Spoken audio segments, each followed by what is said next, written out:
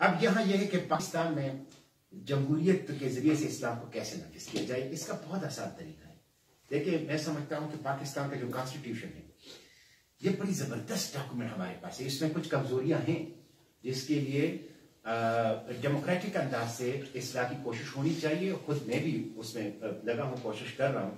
लेकिन बहैसियत मजमूई, एक तो इस पे उलमा का, तमाम मकतब फिक्र के उलमा का, दूसरे तमाम पॉलिटिकल पार्टीज का, ये एक ऐसा इमरानी मुआहिदा है जो मैं समझता हूं कि पाकिस्तान के क्याम के बाद अगर कोई अचीवमेंट आप जिस चीज को कह सकते हैं तो मैं उसको 1973 के कॉन्स्टिट्यूशन को कहूंगा। ये हमारे एक अचीवमेंट है कि हम एक ऐसे डॉक्यूमेंट के ऊपर मुत्तफिक हो गए हैं जो बहुत ही जबरदस्त है और जो हमारे मसाइल का हल है। आर्टिकल 2 में स्टेट रिलीजन इस्लाम है। आर्टिकल 2A में करारदाद मकासद सब्सटेंटिव पार्ट है। बहुत बड़ी बात है। आर्टिकल 30 से 40 तक प्रिंसिपल्स ऑफ पॉलिसी, ये स्वीडिश कॉन्स्टिट्यूशन से लिए गए। और आर्टिकल 30 से आर्टिकल 40 तक हिकमत अमली के उसूल आप पढ़ ले, यकीन करें ऐसी बेहतरीन चीज है कि आपको शायद ही दुनिया की किसी दस्तूर में ऐसी काम के 10 आर्टिकल्स मिल जाए। प्रिंसिपल्स ऑफ पॉलिसी, उसमें क्या है? उसमें रिबा का खात्मा, उसमें मसाजिद का क्याम, उसमें मदारिस का क्याम, उसमें अरबी जबान की तरवीज, उसमें कुरान की गलतियों से पाक इशाद, उसमें रिबा का खात्मा, उसमें तालीम का फिरौग, उसमें फ्री एंड एक्सपीडिशियस जस्टिस, उसमें सारी चीजें हैं। उसमें कपड़ा है, उसमें मकान है, उसमें तालीम है, उसमें छत है, उसमें सारी चीजें।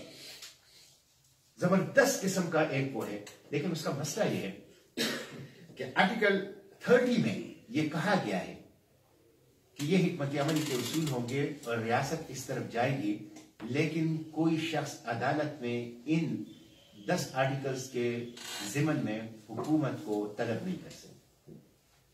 तो मैंने अब आर्टिकल 30 में सरकार पाकिस्तान में तरमीम तजवीज की है कि रियासत पाबंद होगी कि वो मुतय्यन वक्फे के बाद इन 10 आर्टिकल्स 30 से 40 तक क्या पेशरफ्त हुई है वो रिपोर्ट देगी पार्लियामेंट और अदालत को भी, ताकि और नहीं करेगी तो ये उस अकाउंटेबल हो। तो इसको जिसको कहते हैं उसके दांत निकाल दिए गए हैं आर्टिकल 30 में।